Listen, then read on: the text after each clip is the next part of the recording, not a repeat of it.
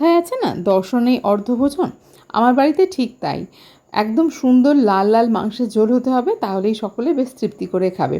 প্রথম দিকে এত সুন্দর লাল ঝোল আমি বানাতে পারতাম না। এটা আমি আমার শাশুড়িমার কাছ থেকে শিখেছি। তিনি এই মাটনটা সত্যি অসাধারণ রান্না করতেন। তো তার মতো করেই আজকে রান্নাটা করছি। মাংসটাকে ভালো করে পরিষ্কার করে রেখে দিয়েছিলাম কিছুক্ষণ, জলটা ঝরে গেছে। এখন সর্ষের তেলেতে গোটা গরম মশলা ফোড়ন দিয়েছি, তাতে পেঁয়াজটা ভাজা হলে মাংসটা দিয়ে কিছুক্ষণ নাড়াচাড়া করব। তারপর তাতে আদা রসুন কাঁচা লঙ্কার পেস্ট দিয়েছি, দিয়েছি গুঁড়ো মশলাগুলো, মানে হলুদ গুঁড়ো, লাল লঙ্কার গুঁড়ো, জিরের গুঁড়ো, ধনের গুঁড়ো, আর দিয়েছি টমেটোর পেস্ট। এখন ভালো করে নাড়াচাড়া করে মাংসটাকে কষিয়ে নিয়েছি। প্রথম থেকে কিন্তু নুনটা দিইনি, তাহলে জলটা ছেড়ে যাবে। এখন বেশ ভালো করে কষা হয়ে গেলে তারপরে নুনটা দিয়েছি। মাংসতে কিন্তু এখন একটুও জল নেই, দিয়ে দিয়েছি পরিমাণ মতো নুন আর সামান্য একটুখানি চিনি দিয়েছি। ভালো করে কষিয়ে নিয়েছি। তেলটা সুন্দর করে ছেড়ে গেলে কুকারেতে গরম জল করে এখন মাংসটা এতে ট্রান্সফার করে দিয়েছি, দিয়ে দিয়েছি ডুমো ডুমো করে কেটে রাখা আলুটাও। এখন 3টে হুইসেল দেবো। গরম মশলাটাও কিন্তু দিয়ে দিলাম।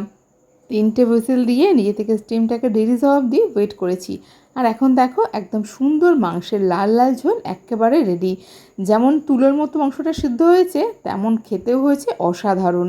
আর হ্যাঁ, আমার বাড়িতে মাটনের গাঢ় ঝোল নয়, একদম পাতলা ঝোল হবে, এরকমটাই সকলে পছন্দ করে। তোমরা কেমন মাংস পছন্দ করো জানিও।